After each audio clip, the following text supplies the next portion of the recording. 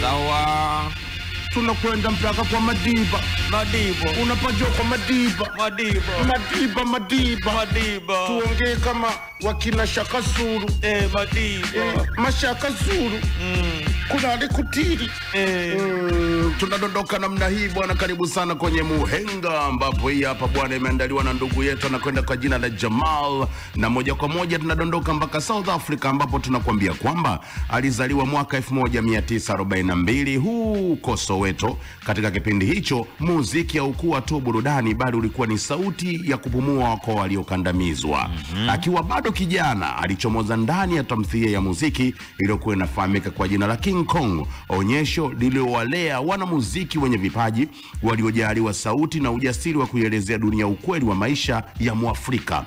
Pale ndipo alipoonekana na maproducer wakubwa waliompa nafasi ya kwenda Marekani mwanzoni mwa miaka ya 60, wakati giza la ubaguzi wa rangi likiendelea kuikandamiza Afrika Kusini. Akiwa uhamishoni alifika studio za Los Angeles, ambako sauti yake tamu iliwafanya magwiji kama Cannon Bell Adderley pamoja na Harry Belafonte pamoja na Quincy Jones. Hawa ni watayarishaji wakubwa zaidi wa sauti za filamu pamoja na Roots kumfanya sehemu ya miradi yao mikubwa ndani ya studio hizo. Aliingiza utamaduni wa Kiafrika kwenye jazz za Marekani, akichanganya folk, bossa nova pamoja na sauti za mapambano. Kati ya mafanikio yake makubwa mwaka 1978 ni wimbo uliopenya mipaka tofauti ya muziki. Uliwahi kutumika kwenye filamu, vipindi vya TV, matamasha ya kimataifa, na ukawa miongoni mwa nyimbo bora kabisa zilizowahi kuchezwa sana barani Ulaya na Marekani. Jambo lilomfanya aonekane kama daraja la utamaduni wa Afrika na ulimwengu kwa ujumla. Mara nyingi watu hawajui kuwa nyimbo nyingi alizopiga alikuwa pia ni mtunzi wa hizo nyimbo, mwalimu na mshauri kwa wasanii chipukizi waliofuata uhalisia wa Kiafrika ndani ya muziki wao. Ndio maana hadi muda huu amepewa tuzo ya heshima ya doctorate ya mwaka 2025 ya Nelson Mandela University. Heshima yake ilikuwa imeshakuwa kubwa sana Afrika na duniani kwa ujumla.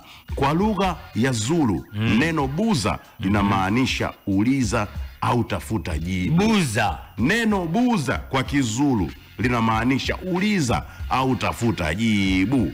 Hivyo usiingize mkanganyiko huo na buza ya Dar es Salaam. Hapa ni falsafa ya Kiafrika inayowaambia watu watafute majibu, wajitafakari, waulize dunia na waulize nafsi zao. Wimbo unaitwa Buza Leta Mbulu. Buza Leta Mbulu. Sawa sana. Buza Leta Mbulu. Leta Mbulu. Ila hapa unajua amesemaje hapa? Hapa kwenye maneno yake ya kuhusu buza, tafsiri yake ya buza, anasema buza inamaanisha uliza au tafuta jibu. Huo unauliza, unajua buza.